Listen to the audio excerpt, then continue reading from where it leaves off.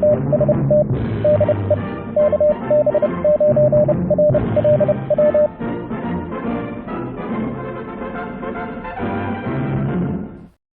YouTubers and fellow hams.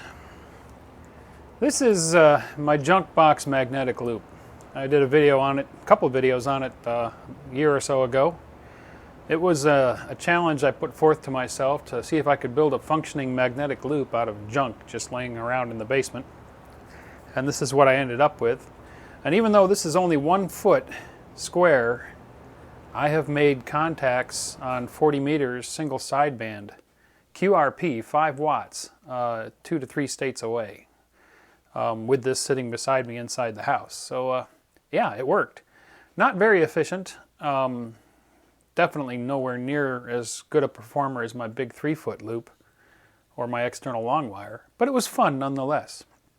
And I thought I'd revisit it because I've got some better junk to play with, and I'm going to rebuild it with newer junk and show you what you can make as far as a magnetic loop out of just materials you might stumble upon. So let's move this out of the way for a second. And I'll show you the junk that I'm going to make the new loop out of.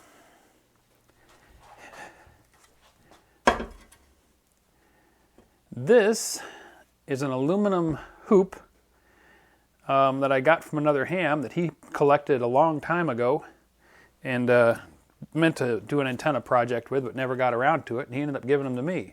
Now these are 2 identical aluminum rings, and what these are these are the handles off of a wheelchair. You'll see these mounted on the outside of the wheel that the person can grip to push the wheel. So I don't know where he got them. I imagine if you were stealthy with a powered screwdriver and waited for them to look the other way, you could probably heist these off of a wheelchair. But nah, I'm kidding. I'm sure that they can be had. That I've seen wheelchairs getting thrown out now and then, and you never know where you might find something useful.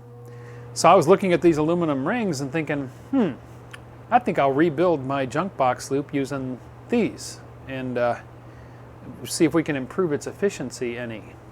So I've already hacksawed through it and created a mount and connection point here. I'll show you details in a moment. And I've also sandwiched both loops together. Now it had mounting screws that went through these little taps that mounted it onto the wheel. And let me get set up for a close-up here, and I'll show you some detail on what I did with this loop. So as I was saying, it had these threaded taps and these screws that went through here and mounted it to the wheelchair. And what I did was, this is one of the screws, the original screws, and I thought I was going to try to push this threaded tap out and drill another hole through and mount it that way. So I started cranking down on this screw, figuring it would force the tap out. Well, aluminum's a pretty soft metal, and what actually happened is the screw punched a nice clean hole through the other side. And I thought, well, okay. I'll just keep on threading down until I hit the end of the threads here and thread into the tap on the other piece of aluminum. And these were machined at a factory, so they are all tapped in exactly the same places. So that worked out. And I was able to thread the screw through while squeezing this together, engage the other tap down here. And that really locked those together well. For the connection point here, I hacksawed through it, drilled a couple of holes, and put some long screws through, and I've made a little plastic mounting plate here. And on this side, I put ground lugs through on each side of the tubing. So I'm going to run a heavy wire through those to make my electrical connections, and that just improves my electrical connections to the 2 loops to reduce resistance, because the biggest efficiency killer in a magnetic loop is resistance around the main loop. Just 1 ohm of resistance can drop your efficiency tremendously. So this way I'm going to get the best connection possible from the 2 aluminum rings, and that'll be how I will connect to this. So this is your basic schematic of a magnetic loop. You've got an outer loop and a capacitor across it, and that makes a tuned circuit, an inductor and a capacitor in parallel. And that's how you tune the loop. And then you've got a smaller loop that goes to your receiver and transmitter, and that's the coupling loop. Now, there's all kinds of math for designing a loop, for a magnetic loop for a specific frequency range and so on. But the neat thing about them is they're going to work. You could build one pretty much any size, and the value of this capacitor is going to determine, to within a certain degree, what frequency range it's going to cover. The larger this capacitor's value, the lower the frequency. So you could throw one together just about any size, and you're probably going to fall somewhere within an amateur band, or an amateur band is going to fall somewhere within the tunable range of that loop. So you don't really have to worry too much about it. If you find some material that makes a nice outer loop, build one up and see what frequency range it covers. You know, you're going to hit one of the amateur bands probably. The only real cardinal rule that is important for the efficiency of the loop and for it to work properly is the relationship between the diameter of the larger loop and the smaller loop. The smaller loop has to be 1/5 the outer loop's diameter. So what I'm going to have to do is calculate how big that little coupling loop has to be, and in order to do that, I need to measure the big loop. Now, let me think how I want to talk about this. Once I've got the diameter of the outer loop, this is going to have to be 1/5 of that. So I'm going to be using 3/8" copper water line to make this. But what I need to know is how long of a piece of copper I need to cut, right? The length will end up being the circumference of this loop. And an easy way, and it's really kind of easy, to figure out how much material you need to make this so it'll be 1/5 the diameter of this, is to use a simple bit of math and a magic number. And that magic number is pi. 3.14. It goes on infinitely, but we really only have to go this far to get any kind of precision. But 3.14 is a magic number. And what pi is a relationship between the diameter of a circle and its circumference. If you take the circumference of a circle and divide it by its diameter, you get 3.14, yada, yada, yada, yada, yada. It goes on infinitely. But that is really cool because that works in reverse. If I take the diameter of a circle and I multiply it by 3.14, I will get the circumference, or the length of pipe that I need to make that loop. So what I need to do is I need to measure the diameter of those aluminum rings, and I need to figure out what 1/5 of that is. And 1/5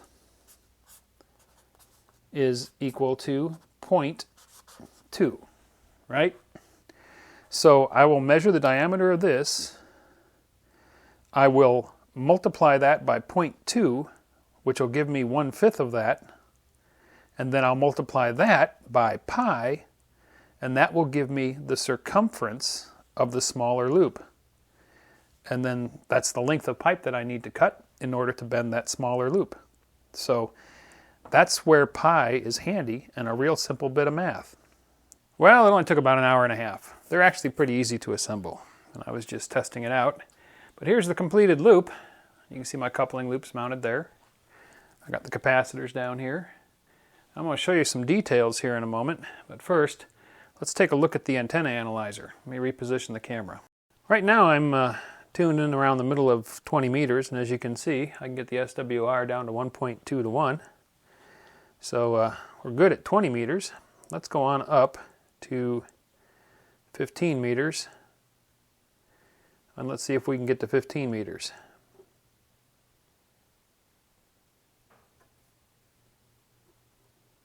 Oh, there we go.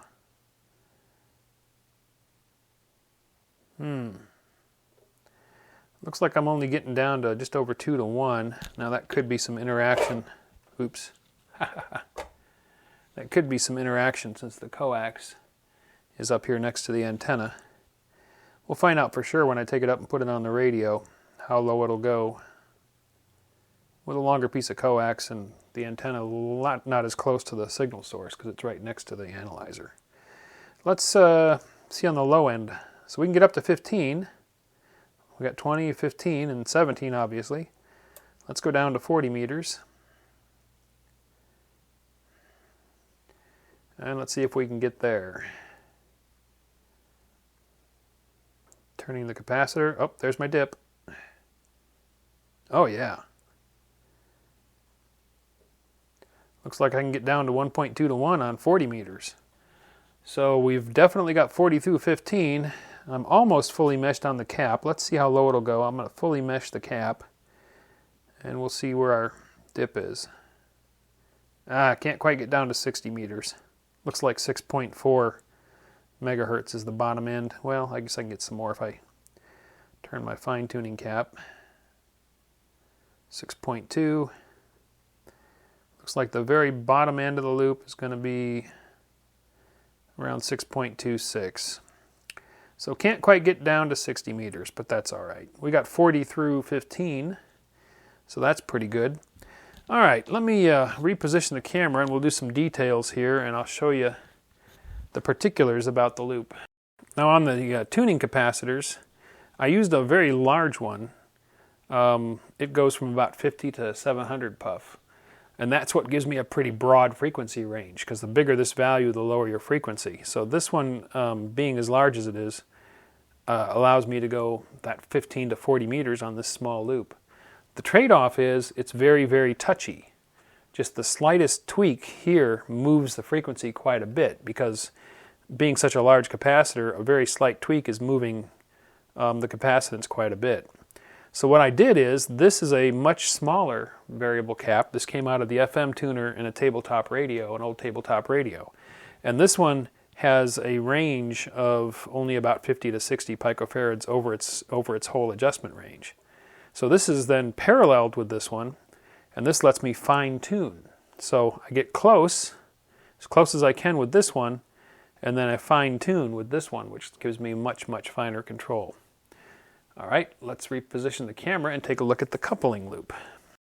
This is the connection for the coupling loop, and as you can see, I've got 2 ground lugs soldered on this side of it. It's mounted on this little piece of plastic. If I swing that around, I just have a SO239 in the right angle mounted here, and this runs the coax straight out away from the loop in the null. So the coax comes out and then drops down mostly in the null of the loop, and that eliminates interaction between the loop and the coax when I've got it connected to the radio. And here's the top of the loop, and you can see there's just a very small gap, about 1/3 of an inch between the coupling loop and the outer loop, and then this is just held in place with a bracket. So overall, a very simple construction on this loop. There's not a lot to them. So I guess the only thing left to do now is to take it upstairs and put it on a radio, and we'll see what we can do with it. We'll do a little whisper testing and maybe make a QSO or two and try this bad boy out. All right, I've got the little loop sitting up here, hooked up over here to the Yaesu 817, and there was one addition to it that I forgot to mention downstairs, and that is this. Now what this is a field strength meter that I've put in the center of the loop, and I use it as a tuning aid. That wire picks up the radiation off the loop, and then the meter just shows a relative strength. And what I can do is throw out a small carrier, like 500 milliwatts or so, and tweak the adjustments real quick for the maximum radiation, which will be the lowest SWR. On some radios like the 817, they've got an LED bar graph reading for the SWR, and it will show that you are at a low SWR over a range of about 1.2 down to 1, so you're still not at the perfect SWR, and this field strength meter just lets you get that tweaked right down. Okay, so I've got clear frequency and the Yaesu's in CW mode, 500 milliwatts, and if I throw out a carrier, you'll see that meter deflects, and then I can fine-tune the loop. And right there is the peak. And now I'm tuned. It's just that easy. All right, let's see if we can make a contact. You're in charge of all these things, and we also had another George, Tango India Victor. Go ahead. Yeah, okay, Joe. Good morning to you. This is Whiskey Bravo 8 Tango. All right, good to hear you, Bob. I couldn't hear you real loud, but we got you in here. A lot of the time we don't hear you at all. So have a great trip, and hopefully your vehicle has a little more power in the engine than your signal has for me.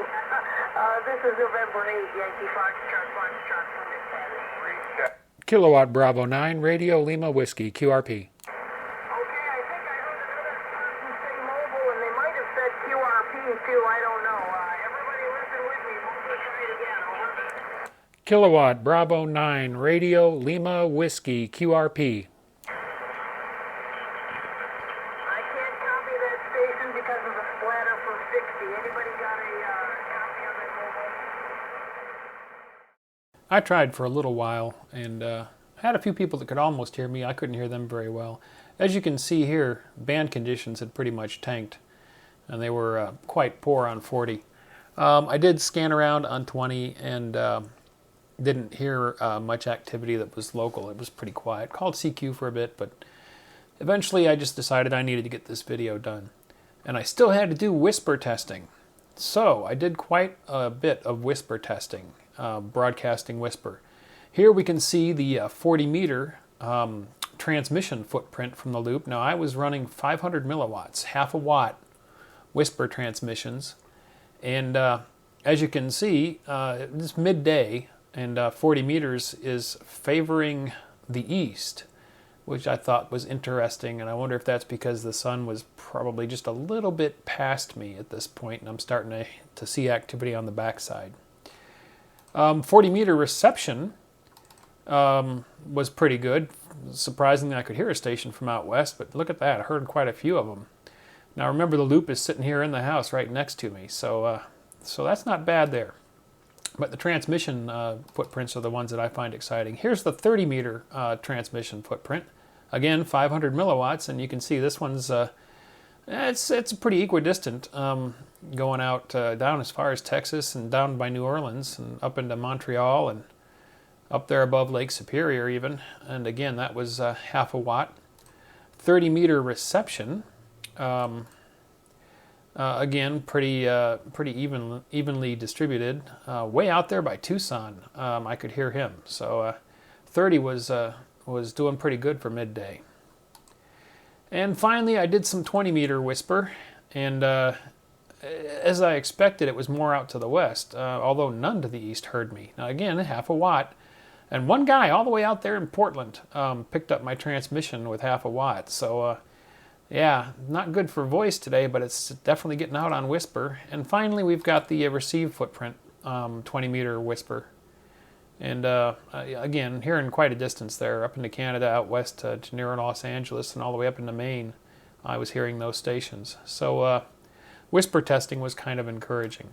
So that was a fun project, taking a couple of rings off a wheelchair and rebuilding my little loop. And it works. I'm hoping for some better band conditions over the next few days so I can play with it some more. I made quite a few contacts on the 1 foot square loop when I had it, so this should be doing a little bit better. It sort of feels like it's doing a little bit better just from the whisper testing. So I look forward to some open bands when I can really play around with it. Now, is it as efficient or useful as, say, an external dipole or an end-fed wire antenna? No. It's only 22 inches. The fact that I could be heard on 40 meters on a 22-inch loop is amazing to me anyway, but it's not nearly as efficient as a resonant dipole. But it's fun to play around with, easy to build, and I encourage everybody to build up a magnetic loop. It's easy. Have some fun. Thanks for watching. If you enjoyed the video, don't forget to give it a thumbs up.